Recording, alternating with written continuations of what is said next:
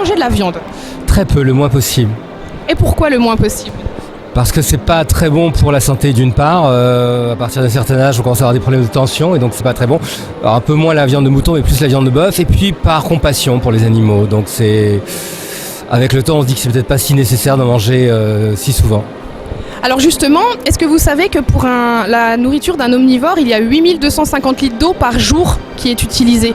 Oui, je sais qu'il y a énormément d'eau. C'est aussi vrai pour beaucoup d'autres productions. Le papier demande une quantité incroyable d'eau.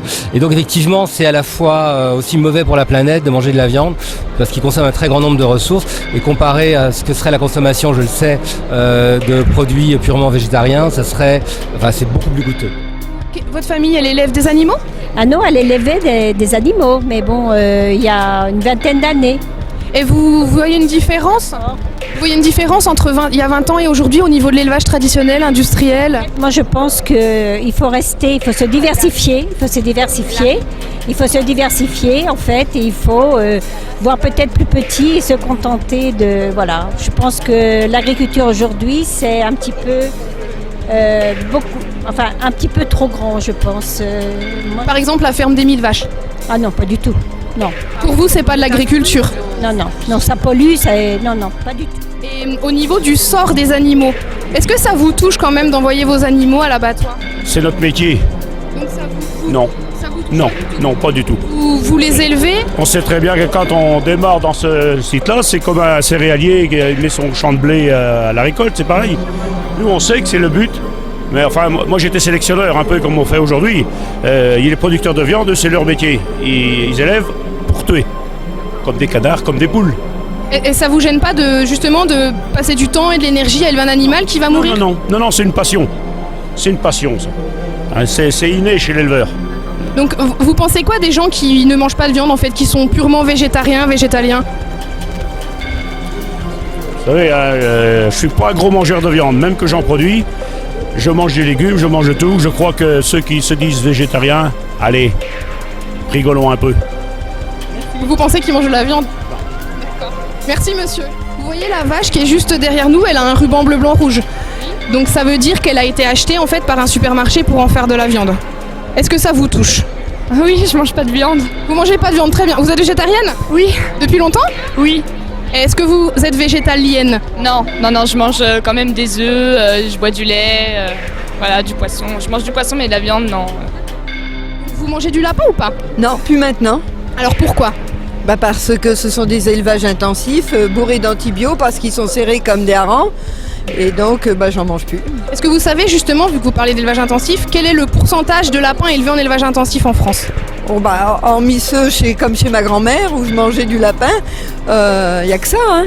C'est 99%, mais vous avez raison. Bah oui. Qu'est-ce que vous pensez du futur de l'élevage traditionnel? Moi, ce que je pense, c'est qu'on doit considérer l'agriculture pas simplement en termes d'élevage, mais d'une façon plus générale. L'agriculture, c'est un atout de la France dans le monde qui vient. Vous ne pouvez pas avoir des milliards d'habitants supplémentaires dans les toutes prochaines années, un rétrécissement des terres cultivables, sans dans le même temps se dire que nous qui avons la chance d'être un des premiers exportateurs de produits agricoles et agroalimentaires, nous n'avons pas là un atout majeur. Donc je pense que l'agriculture, c'est un peu comme le spatial. Ce sont deux atouts majeurs de la France dans le monde qui vient. À partir de ce moment-là, il y a des crises aujourd'hui qui sont réelles, c'est vrai. Et donc, il faut essayer de trouver des solutions à ces crises en perspective de ce que je venais de dire pour tout à l'heure. C'est de la responsabilité des uns et des autres, de la responsabilité de la profession, de la responsabilité de l'Europe, de la responsabilité du gouvernement.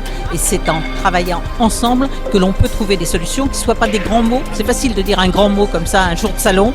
Ce qu'il faut, c'est d'avoir des solutions concrètes qui sont déterminées avec ceux qui sont sur le terrain.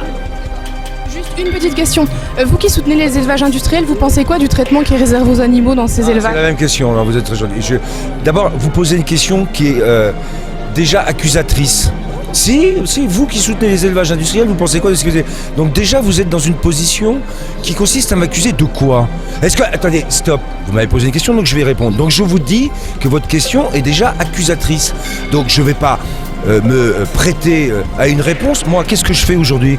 J'ai pas l'impression que vous avez écouté ce qui s'est passé sur l'agroécologie. Oui, ah ben voilà, oui, parce que c'est pas ça qui vous intéresse. Vous êtes, non, c'est pas vrai, vous n'êtes pas étudiants, vous êtes des militants, je vous connais.